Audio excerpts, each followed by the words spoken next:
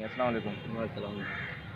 असां सां मौजूदु आहिनि साईं नजीबुल्ला साहब, जेको अॼु कलमो पंहिंजे ख़ताती अंदाज़ में गिराफ़ जे ज़रिए साबित कंदो असां साईं। तव्हां कहिड़े तरीक़े सां कलमो अॼु लिखंदो वज़ाहत कयो? कलमो तैयबा ख़त कुफिया जेको गिराफ़ ते लिखिबो। अच्छा, उहो अॼु असां लिखंदा रहियूं इंशाअल्लाह ताला, सिखी वेंदो इंशाअल्लाह। ठीकु आहे, अचो थोरो धारी लीक काई बि न कंदा, रेती लीक पातल आहिनि उन्हनि खे रुॻो असां मथो। ठीकु आहे सर, अचो शुरू था। ख़त कूफ़ी में साईं जन कलमा तैयब लिखी रहिया आहिनि। ख़त कूफ़ी माना शुरूआत दौर हुयो जेको लिखाई जो, स्टार्ट थियो ख़त कूफ़ी खां। माना त कुंडनि ते या एंगलनि ते लिखणु, उन में काई ॻोल्हाई न हूंदी, काई कटिंग न हूंदी हुई, काई कुंड भॻल न हूंदी हुई। माना सिधो सिधो लीका अहिड़े तरीक़े सां हुयूं कुंडनि ते, जीअं तव्हां ॾिसी रहिया हो। साईं कुंडा बनी करे कुंडनि सां लिखी रहियो आहे। हिन में सिर्फ़ु ऐं सिर्फ़ु कुंडा आहिनि, किथे बि का ॻोल्हाई तव्हांखे नज़र न ईंदी। ख़त कूफ़ी में कलमा तैयबा साईं जन पंहिंजे ख़ताती अंदाज़ में लिखी रहिया आहिनि ऐं तव्हां असांजी रहनुमाई करे रहिया आहिनि त शुरूआती दौर कहिड़ो रहियो हुयो। उन दौर खां पोइ कुंडा भञी करे लिखाई थींदी हुई, पर हे ख़त कूफ़ी आहे, माना एंगलनि ते कुंडनि ते। ये ख़त कूफ़ी के अंदाज में कलमा तैयबा लिखा जा रहा है।